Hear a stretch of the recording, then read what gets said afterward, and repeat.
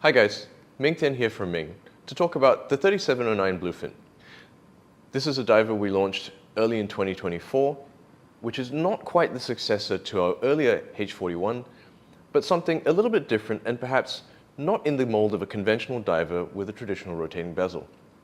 Bluefin instead has a rotating sapphire dial driven by an internally geared mechanism and a crown at 4 o'clock. The crown at 4 o'clock allows you to adjust the dial and the timing scale that's on the dial at any time, even underwater. Now, that's kind of an important thing because we had to develop an entirely new mechanism both to turn the dial and ensure water resistance of the crown system down to the entire rated depth of the watch at 600 meters. It's actually a lot more complicated than making an internally turning bezel because the dial usually is a functional component that's also attached to the movement. The dial itself is actually quite an interesting piece. People familiar with the brand will know that we use sapphire a lot because we like its optical properties. We like the way that it goes from a completely black inky surface to a silvery mirror at just the flick of a wrist, depending on ambient light conditions. Now, like every other sapphire dial we do, this one has a little bit of a twist. So firstly, it uses a new metallization that we developed together with our partners that basically allows the dial to go from black to a very dark, intense blue under intense light, of course, and then back to the silvered mirror again. On top of that, we've got 3 different shades of superluminova in the dial, which are filled into laser etched channels and represent the timing scale. Now, on the Bluefin, the timing scale is particularly important, of course, because it is a dive watch, and to that end, we've come up with a set of 3 distinctive graphics for each of the 20-minute segments. We've also put the main indices on the inside of the sapphire crystal instead of on the dial, because obviously the dial rotates. And if we did that, you wouldn't be able to know what time it is accurately. One of the questions we were actually asked is why we chose to take this approach instead of using a conventional bezel.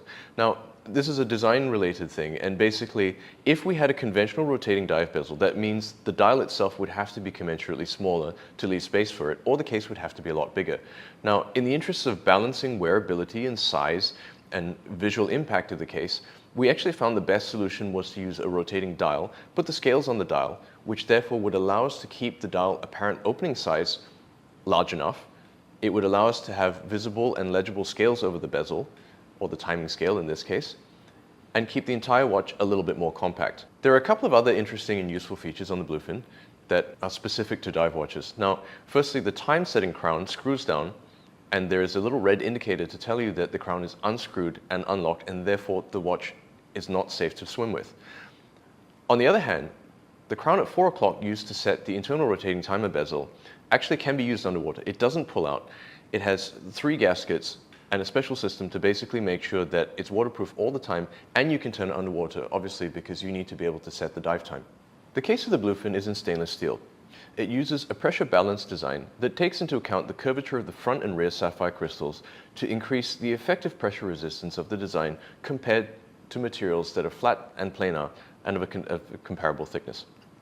What this means is that with a fairly compact case design, we can actually achieve a 600-meter depth rating thanks to this curvature and additional strength caused by the vaulting of the crystals.